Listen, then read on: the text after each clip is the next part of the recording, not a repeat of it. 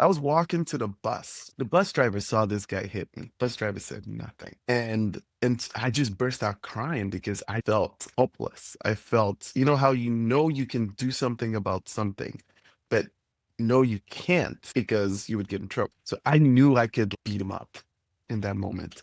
But I also knew that I had something in front of me. They talk about losing a battle to win the war. The war for me was the American dream, succeeding, being the best that I could be, living the life I'm living right now. Thank you, Jesus. I had to lose some battles, and that was one of them I had to lose.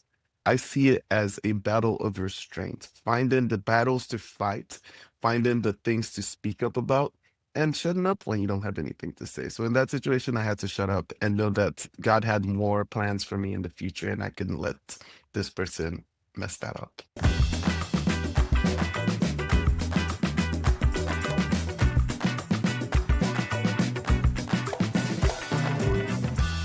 Hi, everyone. Welcome back to another episode of Unmuted Moments, a podcast for young professionals exploring the journey of finding and owning your voice. I'm your host, Ahis, and today I'm excited to be joined by Dr. Emmanuel Ohuabunwa, a physician, a health equity advocate whose story is nothing short of inspiring.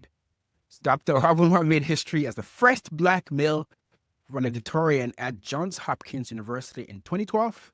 He then earned a medical degree at Yale University, where he also completed his residency in emergency medicine. He didn't just stop there, though. He also earned an MBA from the Yale School of Management.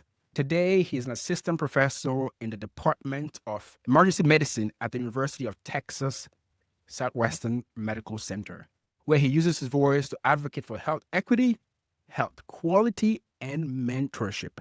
So from navigating identity as an immigrant to leading in high stakes medical environment, he knows what it means to find, own, and amplify your voice. Dr. Ohuabunwa, welcome to the show.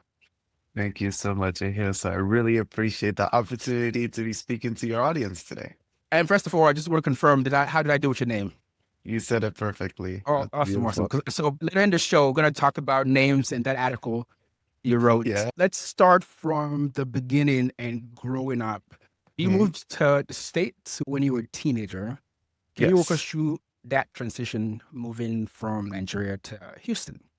Absolutely. So I was 13. At that point, my parents decided to move to the United States.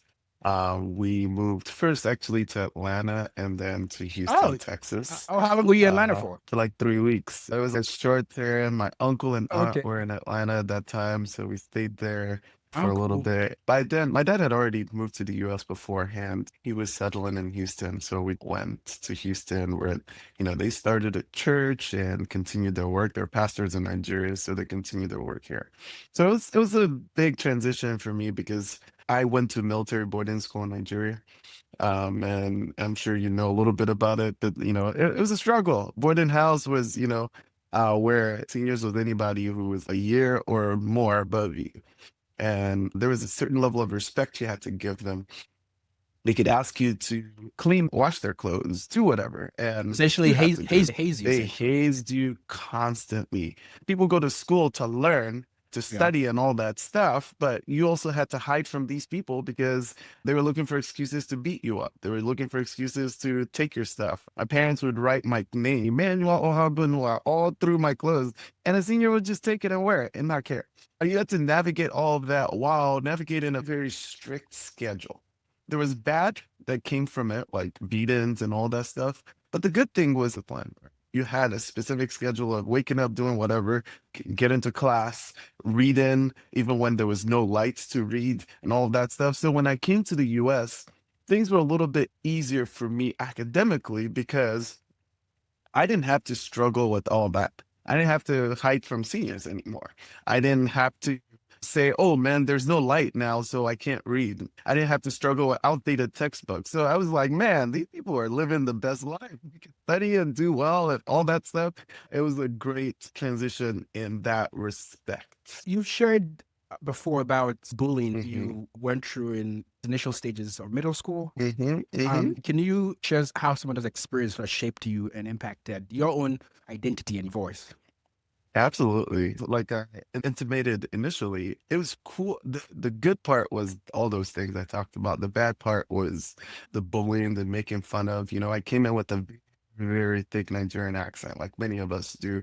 And so, kids would call you African booty scratcher. They would make fun of everything you did. I remember there'd be kids who I would be walking to the bus and someone would just hit me and be like African and then walk away.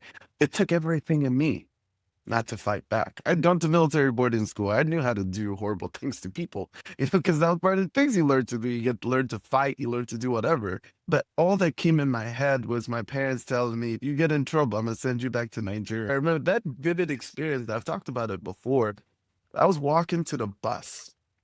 The bus driver saw this guy hit me. Bus driver said nothing.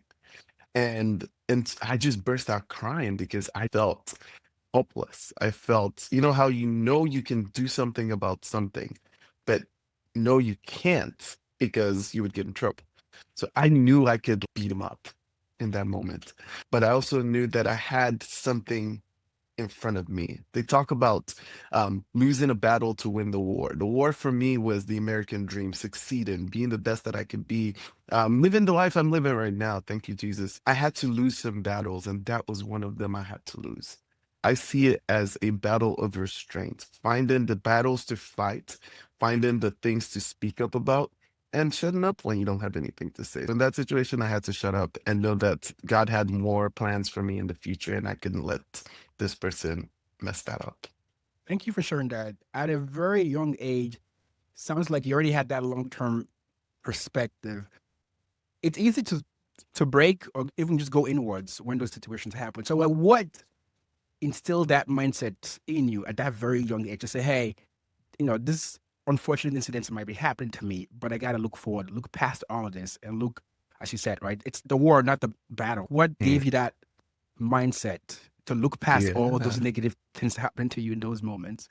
Yeah. No, I think it's hard. I think one, being the first child helped, right? And also, I think just having parents like I did, having a community like I did. My parents were very important forces in our lives. They taught us the importance of community service, of taking care of others, of seeing the world as a calling. God called you to come into the world to be the best that you can to take care of others.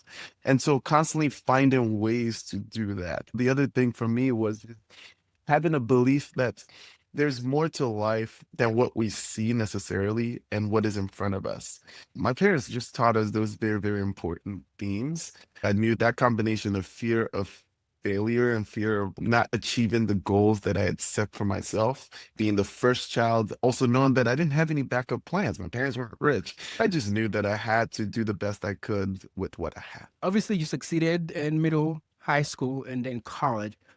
Just focusing now before college, like how did that Mhm. shape your voice going into college and helping you like achieve all the achievements and milestones and accolades that you got in college? Did that shape your voice or shape your identity going into college?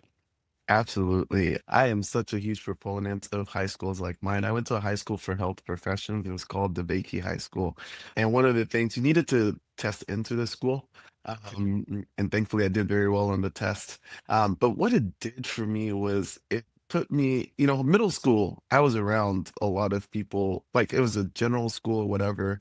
And, you had people who like didn't care about school. You had people who just came to like be a menace literally and beat up people and make fun of them. And I learned to thrive there. I forgot to talk about how, for me, I also learned to thrive by doing people's homework. I'll get their lunch money, I'll do their homework. I became a business. I guess that's when the business side started for me, middle school. But then high school was now, I was surrounded by nerds. I was surrounded by people who spoke my language, who were hard workers, who were very intense. And I think one of the best lessons it taught me was that I wasn't the smartest person in the room, that there were a lot of people who were smart, who were good at different things. The goal for us was not to exert dominance or think you're better than anyone. The goal was to go in and learn. Learn from people. You're a finance guy. I know some finance. I went to business school, but I don't know more than you no matter how much I try, because that's your focus. My goal is not to come in and try to show you that I'm smart and I can do numbers. My goal is to come in and say, hey, here's, come teach me some things. What can I learn from you? A place like that kind of helped me so that as I continue to go in high places at Hopkins, where you have kids whose parents already cured cancer and man, got their first grant while they were still in their mom's womb. Like when you get to that environment, you're surrounded by these people, you don't feel intimidated because there was something I could learn from them. And it was just in the path to constant growth, constant moving up and constant learning. It's amazing that at that young age, you already had that perspective that you didn't have to be the smartest at everything. You got to pick a focus and be smart or go deep in that one. A lot of times, myself included, we don't get that clarity until later in life. For me, I just knew I wanted to succeed. I wanted to do good for myself and for my family. My big goal was to bring my family, to take my family from Nigeria was my goal. After I moved here myself, I'm like, okay, one day I'm going to bring my mom, one day I'm going to bring my sibling. So that was my goal. So whatever it took to get there. Right now, my mom is here with us in Atlanta, which has been a real blessing. And my siblings are in Europe studying now. So for me, that was sort of like my motivation factor. We grew up very poor. My dad passed when I was 13. Oh, no. And so I had to grow up fast. Grew up really fast. My mom used to sell food. She used to have a food cart. She goes to construction sites and she would sell, oh, give me rice and beans, 20 naira rice, some pure water. Pure water that was not pure. And I used to see the suffering. Like she'd wake up at 4 a.m. to start warming her food or cooking her food. She would leave, come back late. So I had that pressing goal in my head. I wanted to like make her stop doing that kind of stuff. I didn't have that clarity of what I wanted to do. It just so happened that I'm like, oh, toward the end, like, oh, I think I like numbers. I think I could do accounting and finance. And that's how I found it. And it's done well for me and my family. So thank you for sharing your story. So you talked about Hopkins. As I mentioned in the intro, you then went on to Yale, med school, school of management. How have you navigated imposter syndrome? You mentioned at Hopkins, so you have kids whose parents may have cured cancer or you got grants when they're still in the womb. So how did you sort of navigate that and feeling like you belonged in those elite spaces? Yeah, it was a struggle. I don't think there's anyone who's conquered imposter syndrome. We all struggle with it from time to time. We just find ways to manage. For me, I found it's like a three-pronged approach. One was my belief in God, that God had a plan for me. And the fact that I was here meant I was meant to be here.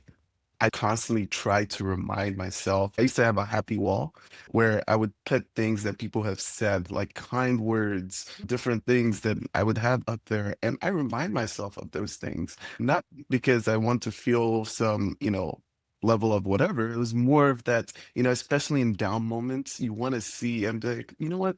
Someone thought I was smart. Someone thought I was kind. Someone thought I was generous. And you just think about those things from time to time. So that was one.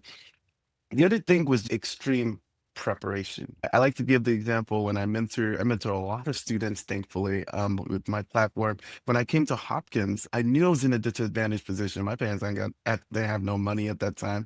I didn't have any backup, so it was do or die in this situation. I planned myself from day one. I knew when my exams were going to be. So, in December, I have 4 finals on the same day.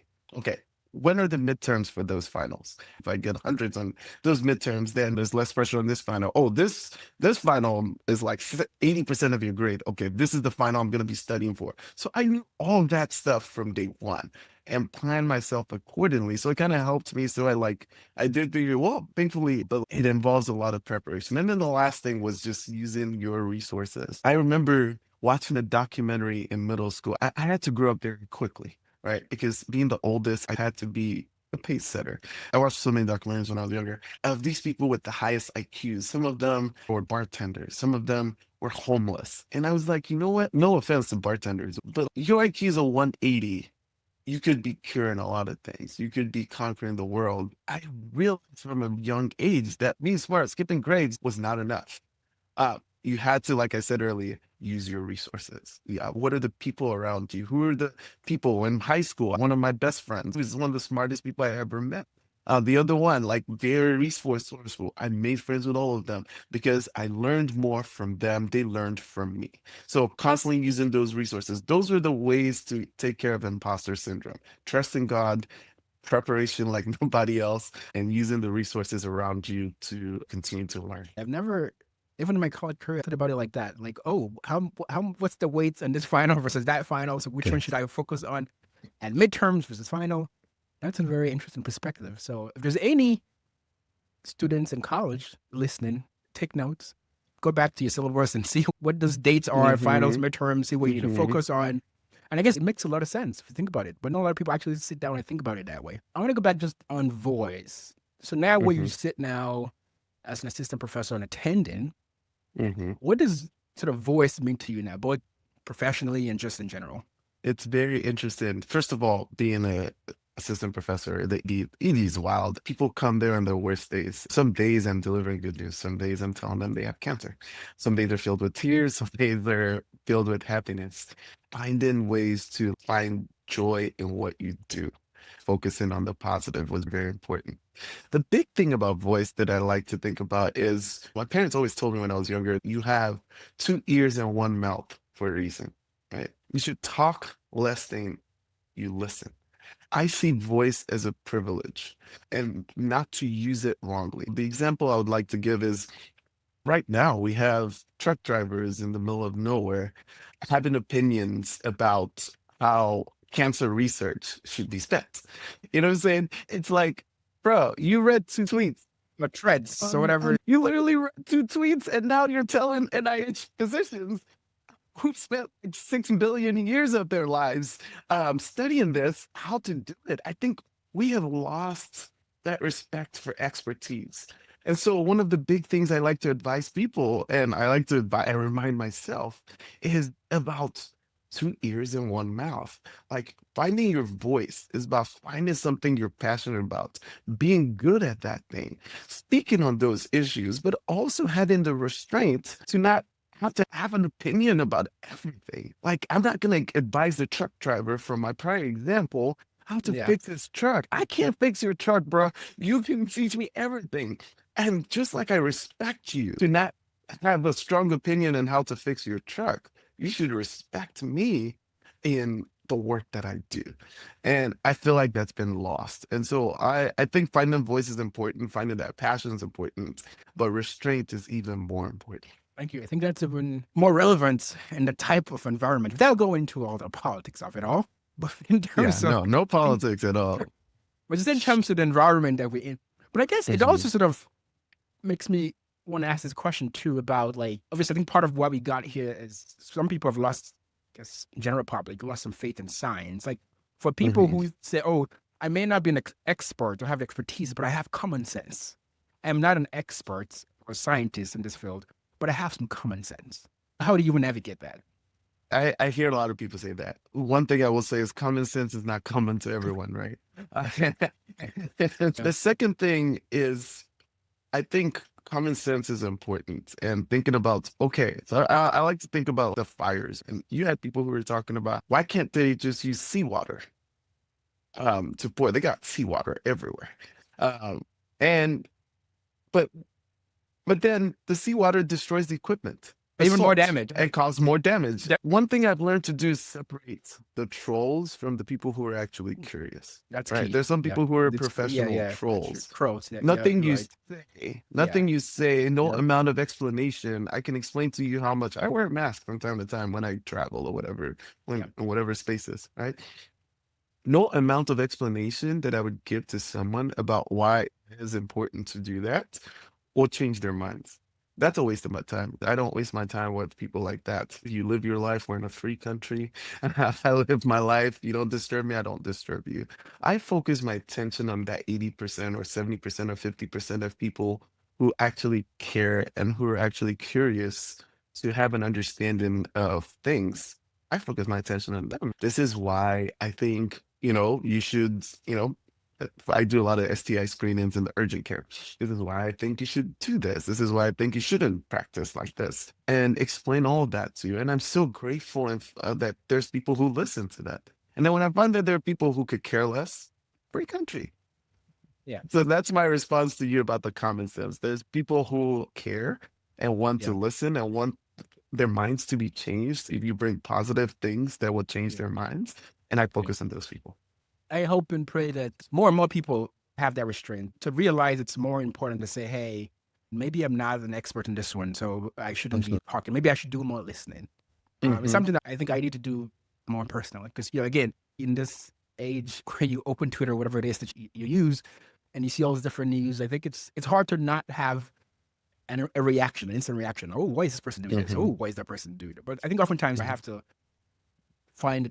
tell myself to hey, maybe I need to know more. This is the age of fake news, right? There's a lot of stuff that comes. You shouldn't even just have a reaction. Maybe you should even wait to say, is this even true? Before you even before you start coming up with a reaction, and you may have just wasted your time on something that's totally wrong or totally false. I want to go back to the emergency room. The article you wrote in the analysis of emergency medicine, I want to go back in terms of people identifying you or misidentifying you, I should say.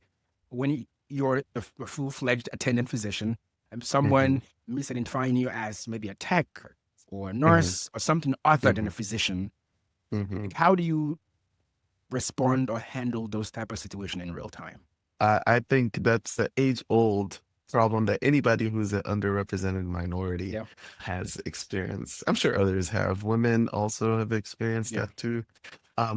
So first, I want to start with, because this is an age-old argument, when you say something like that, then people who are nurses or techs would be like, what, do you think we're not good enough? Right. So let's address that That's part. important. Yes, that's important. And address that. No, that is not in any way.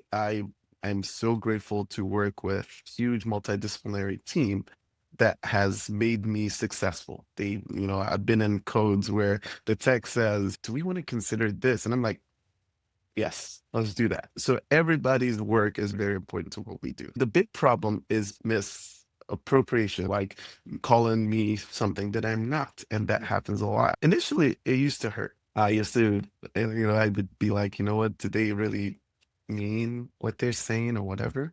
And I've just learned that there's people who are ignorant and don't care.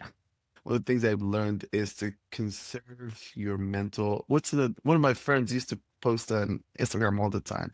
He says, guard your joy. Guard your joy. It's something I have learned to do where I don't waste my time with, if you're a time waster, I don't waste my time at all. Right. So I focus on the whatever. So I look at the people and I correct gently, kindly, knowing that you catch more flies with honey than with vinegar. I'm like, hey, no, I'm actually your doctor. Even though my white coat also says doctor and my ID says doctor, I'm actually your doctor. Nice to meet you. I'm Dr. Ohuabunwa, something like that. So I've learned to not let it really affect me as much. Obviously, there are times when egregious things happen where you feel like crap. That's where having, the happy wall, having a support system kind of helps. But I think for the most part, I've just tried to make it not hurt much. Yeah, I like that perspective because oftentimes try to think too much about those things that we can't control, people we can't control. Oftentimes it's a losing battle. It's better when you can focus on yourself and focus on those things that we can control, which is how you react to those situations. For your article, I referenced about say our names, that we're doctors too. Is this in part, situations like this, is that in part what inspired you to write that article? Thank you for reading it. Thank you for bringing it up. I was inspired mainly for a couple of reasons. Throughout residency, I struggled. I was always anxious because my first name's English, so Emmanuel. No one ever struggled with that. For most of my life, I didn't think about names as much until I got to an environment. Obviously during roll call, I knew it was my turn because it would be Emmanuel. Some hesitation. And then there'll be a long pause and staring and faces, and they'll start laughing, and then I knew it's that's me. But then I started to find that anytime there was names involved in anything during residency, there was always that anxiety. One would be to just avoid. There would be laughter, or they'd be like, yeah, this is my friend, this is my guy, instead of saying your name. If they were introducing you for something, it would be Dr. Jones and Manny and Emmanuel, Dr. Johnson and Emmanuel. So I was like, okay, is this a me thing? Maybe it's just me. Or does this affect other people? I started noticing that this affected a lot of people, even people with easier names than mine. As long as they were distinct, people just refused to acknowledge those names. And the effects that come with it were there's been studies showing that like people were like, don't hire people who you can't say their names. You know, not because they suck, not because they're not good. Just don't hire them. That's not cool. Or people who would not call you at work because they can't say your name. Now you don't get to shine. They don't know that is like the smartest person in all of the finance stuff because they never called you. And so when they're thinking of people they want to promote to lead a project, they don't think about you. They think about John and Jonah, but they don't think about you. And so my goal was, how can I highlight this, especially in the medical setting? How can I think through ways for those who care? I don't waste my time with trolls, but for those who care, how Yep. can I create a language where we encourage curiosity around names?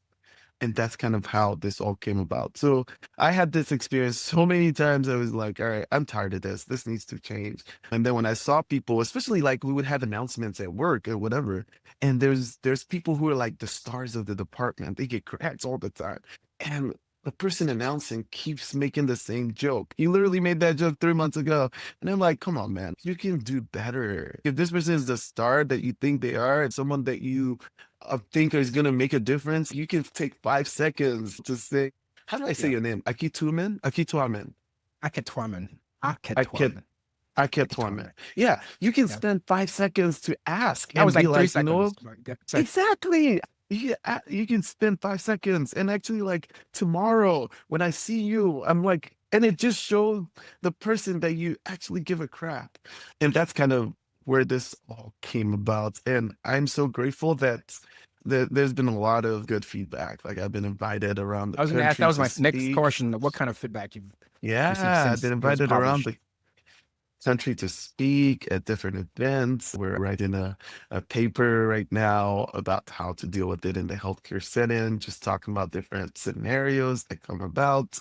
We just submitted it. I've written on multiple occasions, whether in the AAMC, Kevin MD, just different aspects of name-based microaggressions. It's been great, and I'm truly grateful that people care Yeah, and for the opportunity to speak.